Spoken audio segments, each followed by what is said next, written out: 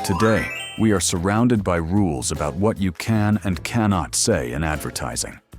But what if I told you there was a time when doctors, smiling in their white coats, promoted their favorite brand of cigarettes? A time when cocaine was a common ingredient in medicine for your children, and ads openly joked about it? It sounds like a world with no rules. Tonight, we're opening the vault to look back at the ads from our past that are so shocking, so misguided, and so contrary to our modern values that they would be banned today. Imagine opening a magazine today and seeing your favorite actor smiling back at you, telling you how smooth and satisfying their favorite brand of cigarettes is. It sounds impossible, right? But back then, it was not only possible, it was everywhere. One of the oldest ways to market something is through testimonials. In most of the early tobacco ads, beautiful, sophisticated upper-class men and women were shown smoking, often at a glamorous party or in a luxurious setting. The unspoken promise was that smoking their brand wasn't just a habit, it was your ticket to a life of effortless cool. By the 1930s, tobacco companies were paying famous people, especially movie stars, to advertise their products. In the 50s and 60s, famous TV stars were also used. Then, in 1964, it finally became illegal for tobacco companies to use famous people to help sell their products. So, cigarette advertising simply shifted its focus to more ordinary people. But the individuals in these advertisements were far from average, since almost all of the men and women were young, thin, gorgeous, and having a fantastic time. It was a carefully crafted fantasy, selling a dangerous product with a beautiful lie. A world where the coolest person in the room was always the one with a cigarette in their hand. But it wasn't just the people in cigarette ads who were placed in a box. For decades, advertisements painted a very specific picture of a woman's role in society. During World War II, women were often portrayed as strong, capable workers, essential to the war effort.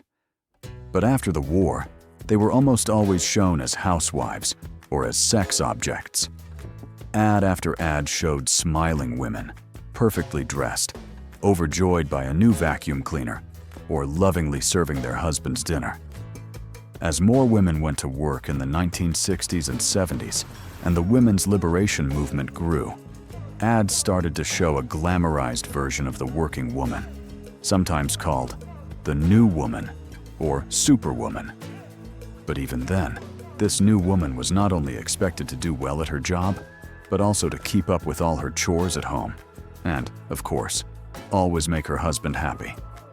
Women were still primarily thought of as housewives and sex objects, and were almost never shown outside of those roles, while men were almost never shown outside of the workplace. Ads that suggested a woman's greatest ambition was a shinier kitchen floor. But it wasn't just women who were being put into a box. For decades, advertising used harmful stereotypes for everyone, and nowhere was this more apparent and more painful than in the portrayal of African Americans. From the late 1800s, when African Americans first appeared in ads, they were often portrayed in a bad light or made fun of. Products often had cartoonish, offensive pictures of black people, and some soap brands even joked that their products could lighten dark skin, implying that dark skin was considered dirty. Perhaps the most famous example is Aunt Jemima. This brand has one of the longest-running ad campaigns for a pancake mix and illustrates a stereotypical mammy figure. The character was based on a real vaudeville performer who sang a song called Aunt Jemima while wearing an apron and a bandana scarf. This stereotyped mammy figure continued to appear for decades in television shows, on the radio, and on pancake boxes and syrup bottles.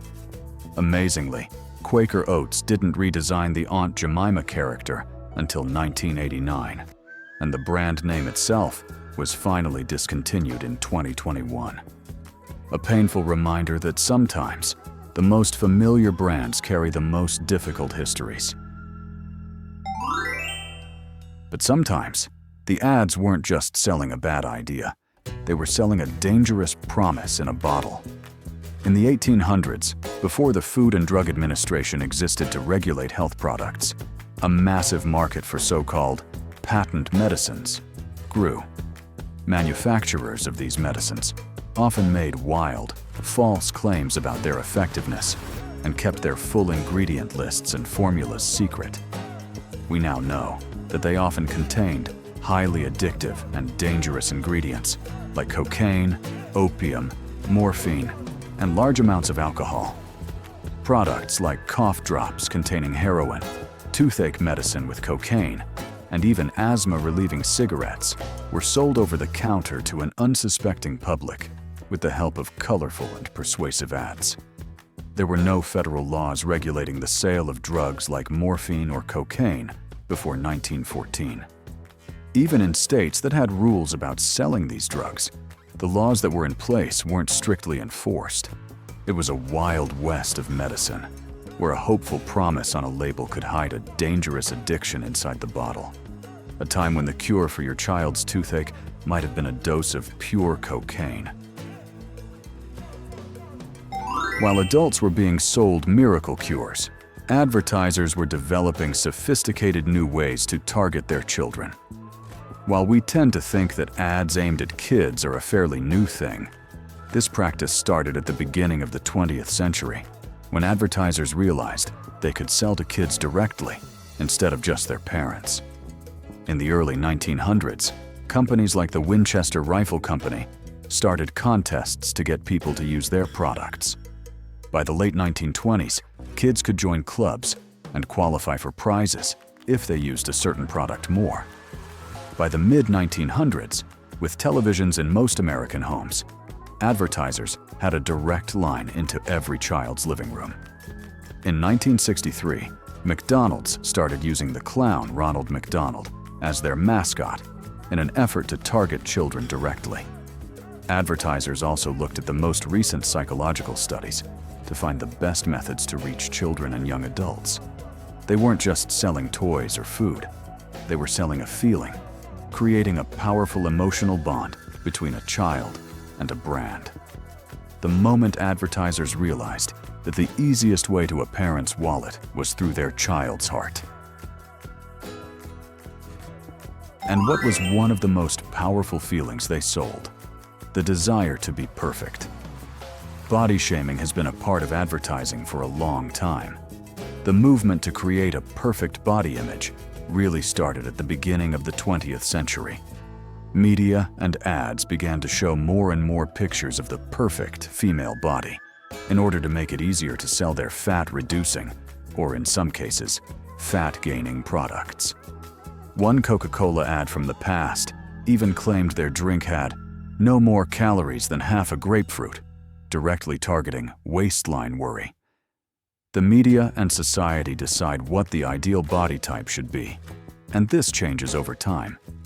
And while many people think body shaming only means making fun of people who are overweight, studies show that it also happens to people who are considered too thin.